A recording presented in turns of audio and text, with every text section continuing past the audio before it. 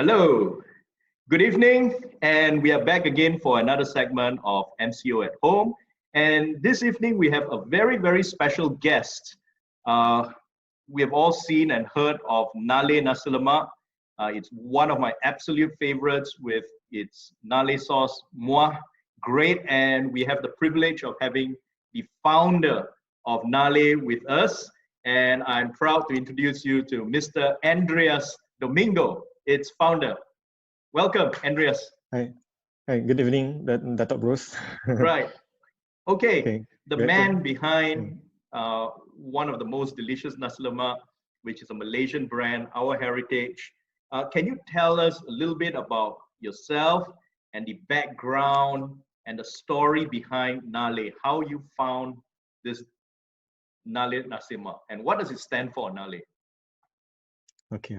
So I've been in the F&B business for the past 14 years. Yeah.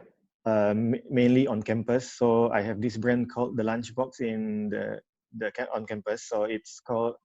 It's at Sunway Monash and Sunway University. So these are the two outlets I have. So how Nale came about was, I think for me it's hard to scale a F&B business on from the campus. So I thought, for the past 14 years, I was looking for a brand to scale, and I realized I could not scale the Lunchbox.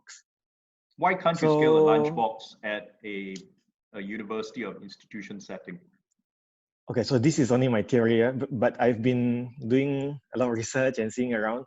I've never seen any successful businesses coming out from campus, the campus scene actually.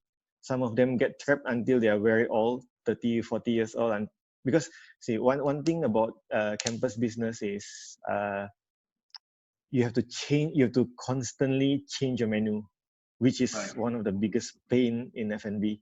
Oh, that's new. Because you have the same, you have the same customers every single day. They complain every single day. So my job for the first 13 years was just to think of what else can we do from Western, Arabic, Asian, everything, Japanese, everything. Right. So we actually spend most of our time just creating new things. Right. So I realized you can't scale, and then there's also the fact that the institutions are not open throughout the week. They have got weekends off. Yeah. They are not open at nights. And unlike a retail setting, especially in a shopping mall where you have those booths, of footfall during the weekends. I mean, MCO aside. Yeah, and one of the biggest, the second biggest thing is you have 4 to 5 months of downtime because of the semester breaks and everything. Right. So our job is always to fire people, take in new people, fire people, take in new people, everything. So I'm used to this kind of scene. Yeah. And of course, it's tough. It's also really fire. We have to keep changing everything. Everything starts from scratch for the new semester. Right. So that's the biggest pain. So it's a question of the business model and the setting that you are. And then why nasi lemak? Nale. Why not other kinds of cuisine? Tell us that story. Okay, so it's a very funny thing. Why nasi lemak, right? So, being in a business for 13 years, I actually made a secret promise to myself not to sell nasi lemak ever, especially for the first few years. So, why not nasi lemak? Because you can have spaghetti which costs 2 ringgit and you can sell for 13, 14. And nasi lemak, which costs around 4, 5 ringgit, you only can sell for 9.90, 10.90, early 10s. So I thought, okay, this is the problem with local food. When it's available everywhere, you cannot fetch a high price or a reasonable price because the cost is so high, but people expect to buy it for cheap. But Western food, no, you can have something, the spaghetti that costs 2 ringgit and you can sell for 15 and people still, love it. And so the value of Western food is much higher than local food. So then what caused you to jump into nasi lemak still, Yeah. So okay. Despite So this. this is the funny. So this is the funny part. I swore to myself not to touch nasi lemak, and 2 years ago, before I started Nale, I realized the love for nasi lemak among West Malaysians, because East Malaysians we take nasi kuning. I mean, especially Sabah Hansa. So the love is great, the passion is there, but I think there's no what do you call that? Proper definition of a good nasi lemak. Everything is okay. Where's your best nasi lemak? Oh, the makcik my roadside, or the whatever shop near my house. So if you bring an expat guest, I mean not expat guest, overseas guest. So when they come in, okay, what's your best food? Okay, nasi lemak. Where can I get it? So you will have some trouble finding a place to get nasi lemak.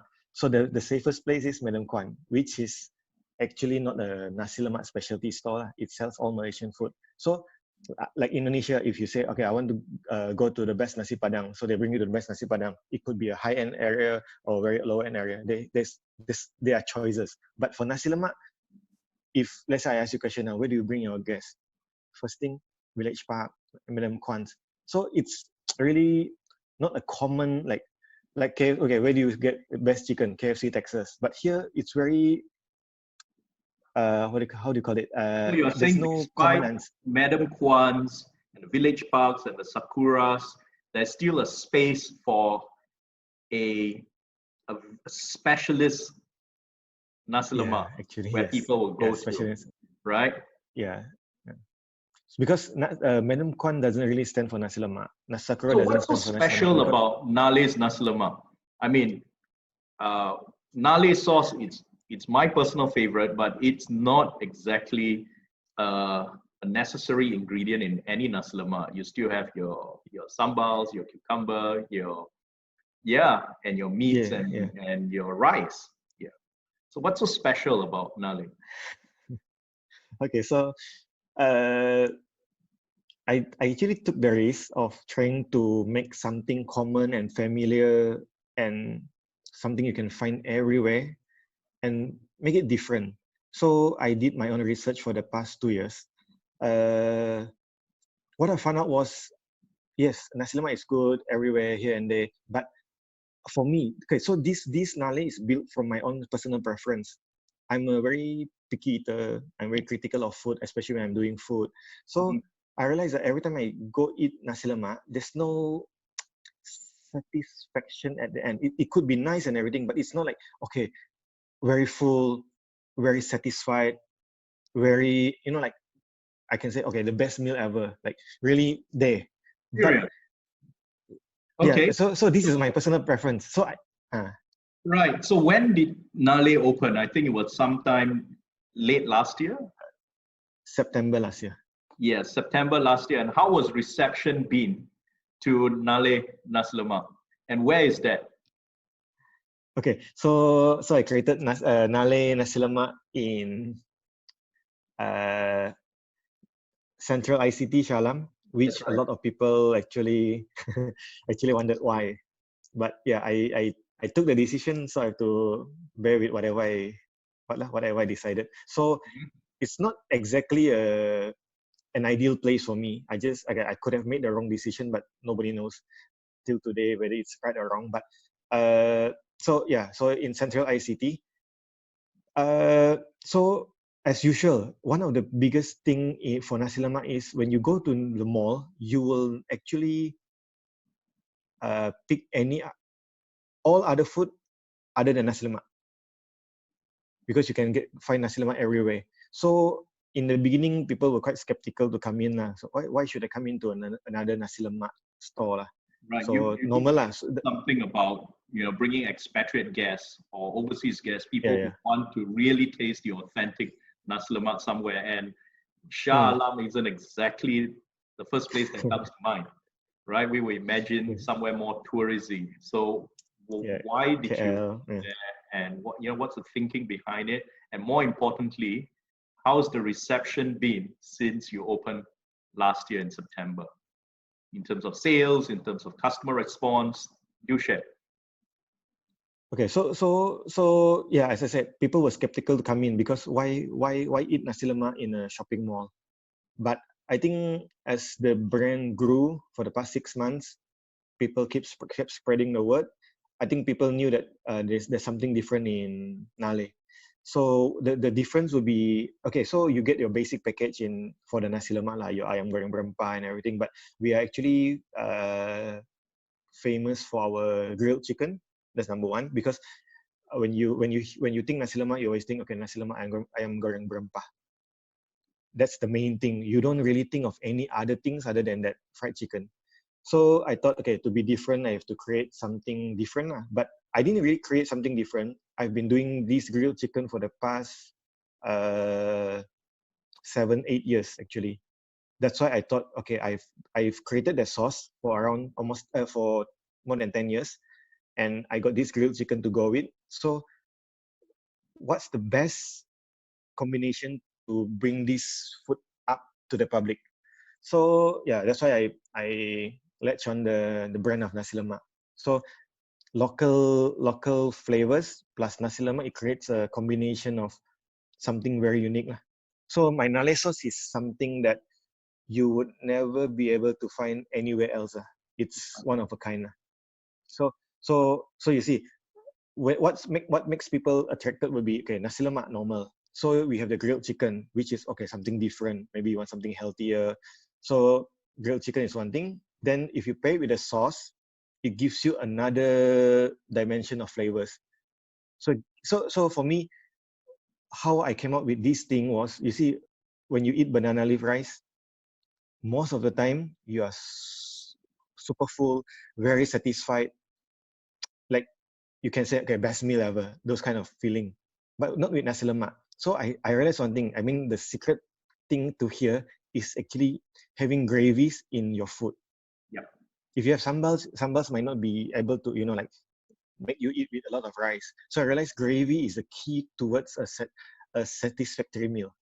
So that was again my personal opinion lah. So with this one, my sauces, I got 2 sauces and 5 different sambals. Actually, I got 20 over types of sambals, but I only released for now 5 lah. Right. So Wow. sambal, sauces, and the grilled chicken. That's my unique selling proposition. So how has response been since you opened? Okay, so response initially, I think a bit slow. People were a bit skeptical, but I think as time went on, people start talking about Nale. It got better and better lah, till after Chinese New Year, when the COVID-19 was starting to gain more and more attention. So it has been better and better. So I think for the 6 months, we were very, very fortunate not to lose money, because business for the first year always lose money. So we were actually quite lucky, especially at the low, right. Yes, low traffic, break even in terms of monthly sales. Being able to sustain, being able to grow your business, over the past 6 months, what has caused this growth or sustenance in your business? Is it publicity, or was it the taste that word got around? Yeah. Have you done research on this? Any inkling? Okay, so for the first 6 months, we are not really doing it. We haven't done any aggressive marketing. So most of the new customers or repeated customers, I mean, they are all from word of mouth.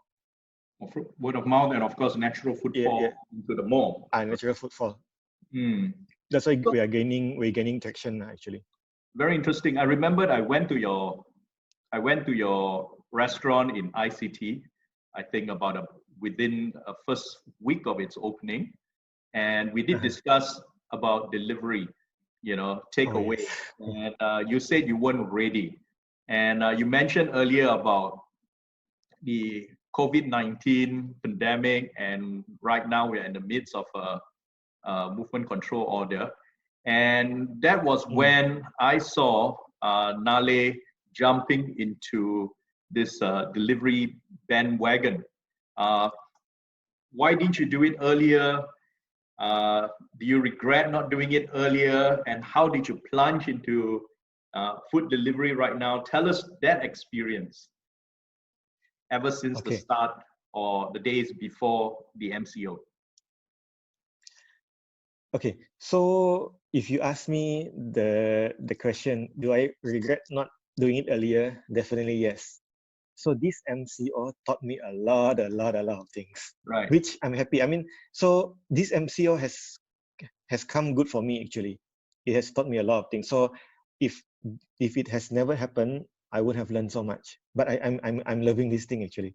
So I've never, okay, to be honest, I've never liked the idea of delivery. Being a perfectionist, a kind of OCD guy, I don't. So that's why when you told me about the food, the clumpy rice. Okay, so this one is stuck to my mind now. So in deliveries, I'm actually worried about the food quality, the workload to pack the food, to make sure it goes out just in time, and all these things. It's actually a burden for me because being a perfectionist, I cannot see anything go wrong. So I've always said, okay, yeah, I will think about deliveries. Yes. I will think about it. But I've never really wanted to take it seriously. I was planning to have, okay, walk-ins and make sure they have the best experience of their life. That's it. So Right. delivery was just something that I thought, okay, probably another half year or another year Because later. I noticed you put in a lot of effort in the ambience of your Yeah, restaurant. yeah, yeah, You know, yeah. that it's part of the eating and dining experience, but you can't have that with delivery, right? What are Yes. the things that um, getting into delivery? How long did it take for you to, from the point you said, well, I need to do deliveries right now, to actually delivering your first pack to your first customer? Take Okay. us That through that. I yeah. Okay. So I got this advantage. I have my so-called central kitchen in Sunway. So after we closed the ICT outlet, we just moved back to Sunway. So I think what triggered me was Dato Michael Teo. Mm. He said, okay, uh, if so this MCO is the best time to do your marketing because everybody is online all the time. Yeah. So if he didn't say that thing, I was planning to shake my legs until the MCO ends. Wow. Very funny lah.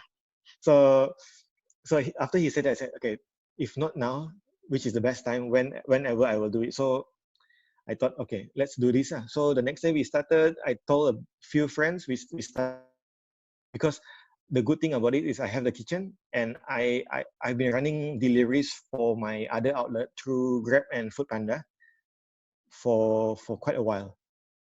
So to actually, okay, and also I think I've been doing Yeah. caterings for gatherings in a bigger bulk Mhm. for the past year lah. I put it on Facebook. Mm. So that thing made it a lot easier to start off my individual packs. Mm. So it was overnight. So I thought, okay, today we send out the info. Tomorrow we start. So I got a response immediately lah. 24 And hours and you're ready to go. yeah, it's actually too easy to do. I think I was just too lazy to actually move. Right. So yeah, so that's So is that's there the part I any learned. change in the form of cooking style, packing, and yeah, So okay, so especially in this mm, MCO period? Because previously when you do with Grab, you probably do not have seals and all that. But the one I received today, it was very well packed. It was sealed. There were stickers that no one can tamper about it. Uh, was this deliberate, or it's part of a uh, it of yeah what you've been doing all this while? it was deliberate lah. So I didn't realize that people were concerned about the packaging actually. So until I had one of two customers asking how do we pack, I was surprised. Why would you worry about how they pack? I was too innocent to know that I mean, people hear stories about a lot of things. So once the first person told me about their concern about the packaging, I immediately did something about it lah. So we took whatever we had to just do a double sealing and whatever lah. Right. So this is a reactive yeah. decision based on immediate customer feedback. Well done. Yes, What about, yes. because right now you don't have the privilege of having natural footfall from the malls. You know, it's closed for in-house dining. And definitely in terms of promotion, you mentioned it earlier that you had to focus on the online or digital marketing. What have you done in that sphere of digital marketing? Do you have a web store? Do you go on markets? Do you use key opinion leaders? What is your strategy when it comes to online marketing? Okay, so when I first came into this kind of situation, I thought, okay, I have to spend a lot of money and this and that. But it took me by surprise that until today, I haven't spent a single cent. Wow. First of all, I myself, I'm super surprised. But yeah, first of all, I attacked my Facebook friends. I got only 1,000 of them, but it was very surprising that everybody jumped out to support me. I didn't expect anything actually. I thought, okay, just try out this thing and that thing, but I got a lot of support from friends, which is what I didn't expect. So that's the number one thing. Okay, so this one brings me to a learning, build relationships. I've never really been good at building relationships, but I realized it's very, very important. And by having these networks here and there, EO, the DMT side, I realized these are the people supporting me. So this is a F4C marketing, which has helped me jumpstart very well actually. And yeah, I'm still planning for paid marketing, but I'm still leveraging on whatever free source of marketing I have, Right. which is very good. So it wasn't as difficult as we thought. So some one or two of my day sales could beat the weekday in ICT Mall, which is another, like another surprise, which I can work on. Right. So are you going to? It has really come good. Moving forward, are you going to allocate more resources in this area of digital marketing? Yeah. So or when the MCO lifts, or are you going to go back to business as usual? Depending on mall traffic. Is this a stopgap measure, or do you think this is something that could be sustainable, that could be implemented over the long term? Okay, so this COVID-19 is a very special guest, I can say. So it makes people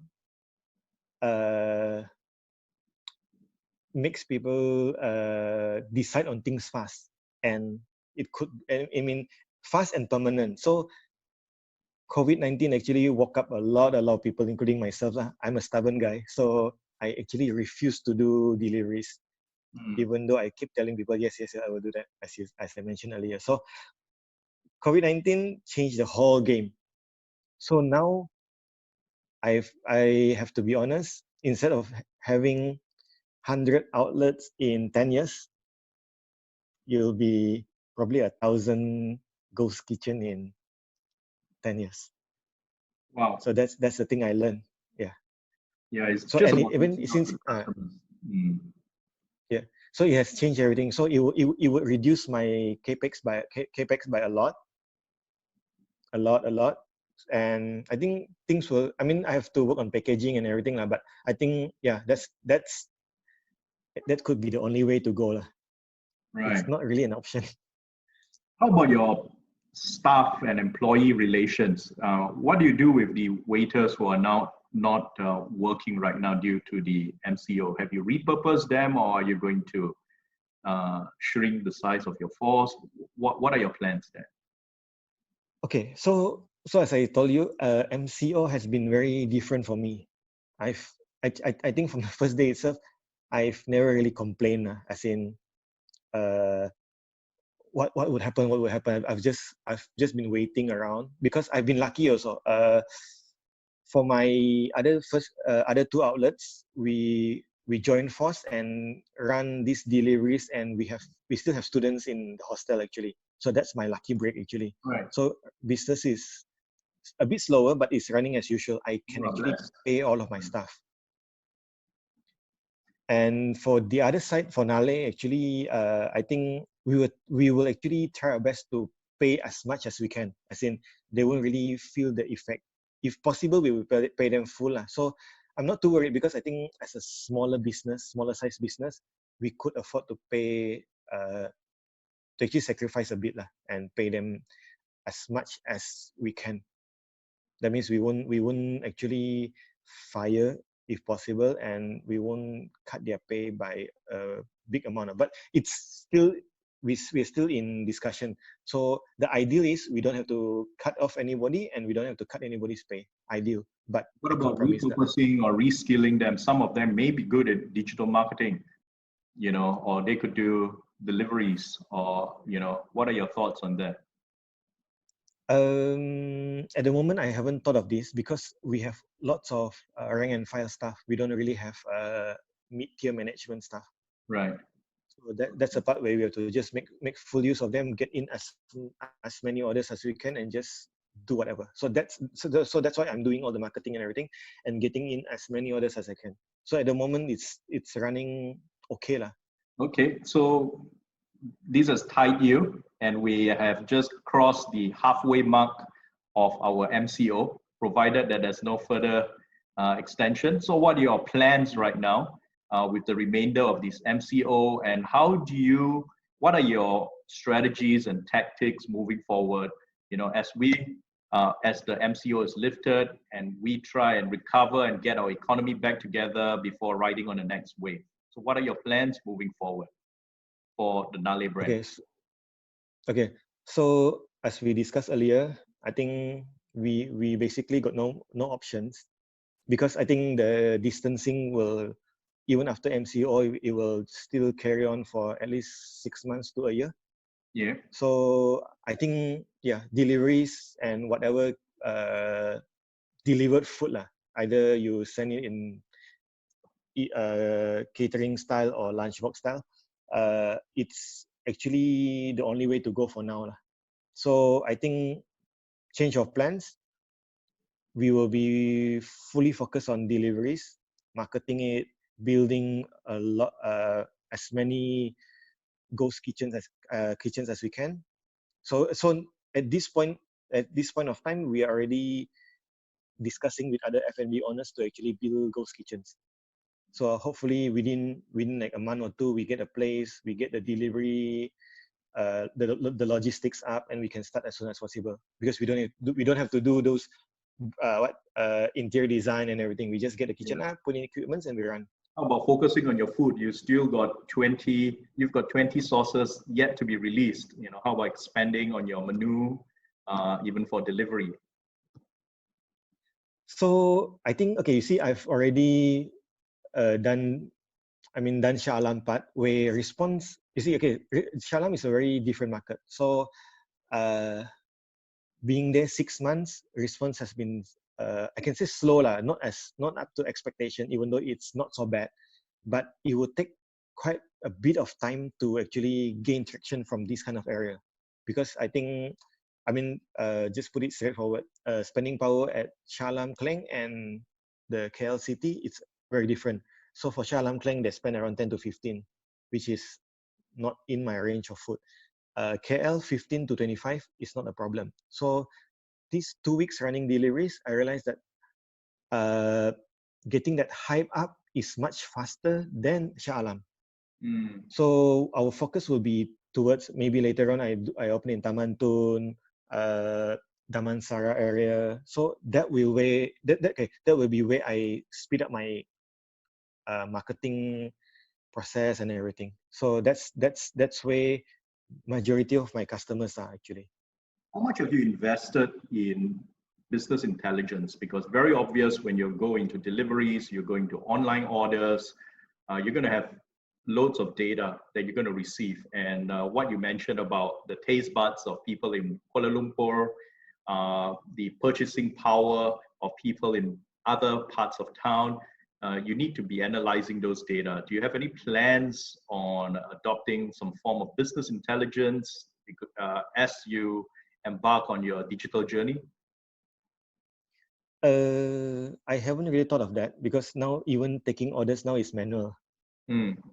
Why? Because, okay, let's say I go on Grab. So Grab is taking 30% of the commission from the price of the food, which means we almost don't make money. Right, but So does if I Grab scale, share those data with you? You know, where the food is delivered and what is the order, which part of town and how much is the order? Does Grab share those data with you? I think not into details, but yeah, the basic ones, like how much order we have, how long do we do an order, all those things, but not so useful at the moment. And feedback from the customers, because we do rank and rate the food. We do take this into account. So all of this we haven't really focused on yet. Right, so everything is manual now. But I mean, from what you have said, of course we will do this later on. But I think the awareness, the education of these kind of processes or available systems, we haven't.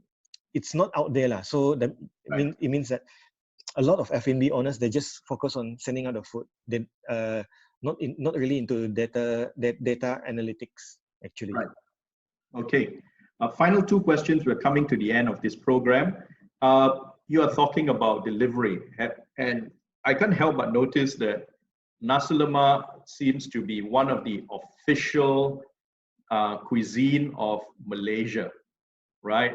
So instead of expecting expatriates and foreign visitors to come to Malaysia to try it, have you ever thought of exporting your brand of nasi lemak with your special sauce so that people outside of Malaysia can have a taste of it?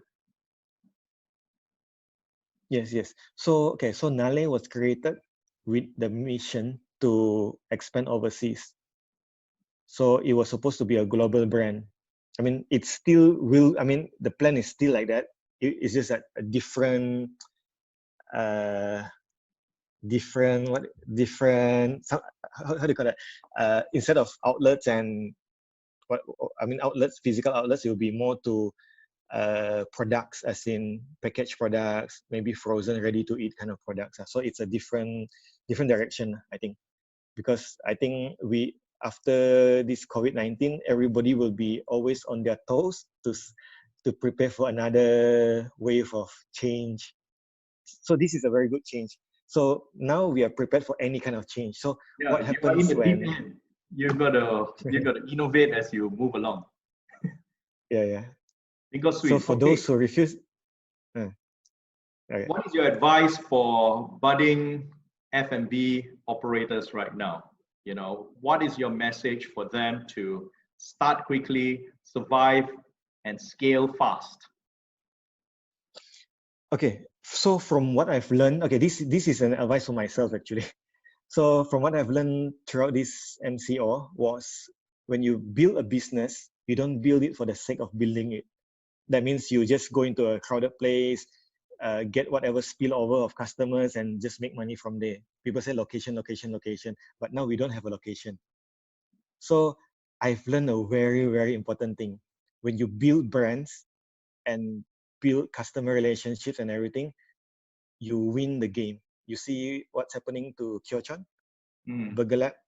So that's my two best examples of when things happen, they don't get affected.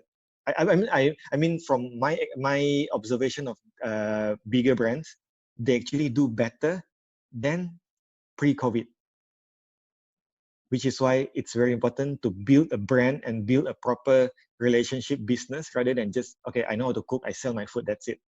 It's really F&B is really a relationship business. It's a brand business. So that's the part I'm telling myself, okay, do this from now. Do a proper branding. Right. So it's branding. That's the key to sustainability and success over the long term. And come whatever challenges may be. And with that, I would like to thank you and like to wish you the best in your journey, and may you continue to develop one of the best nasi lemak in the country, and make us all happy, and may you be more successful and grow further. Thank you. Okay. So, Thanks a ladies lot, bro, and for having me gentlemen, here. yeah, we have had the pleasure and privilege of having the founder of Nale, Nasi Lemak, Mr. Andreas Domingo, with us. Thank you very much. Have a great Right. weekend. You Thank too, you. you too. Thank you.